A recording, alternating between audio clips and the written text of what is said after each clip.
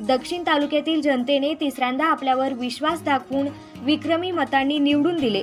त्यांच्या विश्वासाला तडा जाऊ देणार नाही। जातीचं राजकारण बाजूला ठेवून सर्वांनी विकासासाठी भाजपला मतदान केले आहे। प्रत्येक परिवार, प्रत्येक व्यक्ती केंद्रबिंदू मानून गावाचा विकास करणार असल्याचे प्रतिपादन आमदार सुभाष देशमुख यांनी केले। विधानसभा निवडणुकीत मिळालेल्या यशानंतर मतदारसंघातील ग्रामस्थांशी जनसंवाद आणि आभार मानण्यासाठी शुक्रवारी आमदार देशमुख यांनी तालुक्यातील ग्रामीण भागाचा दौरा केला। त्यावेळी ते बोलत होते।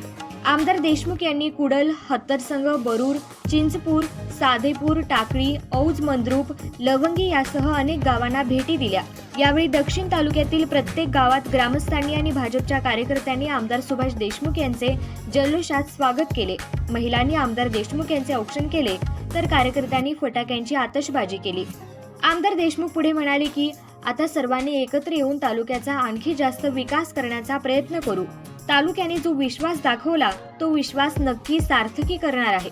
येणाऱ्या 5 वर्षात कोणत्या गावात काय कामे करायची याचे नियोजन ग्रामस्थांनी करावे। ती कामे आपण निश्चित पूर्ण करू।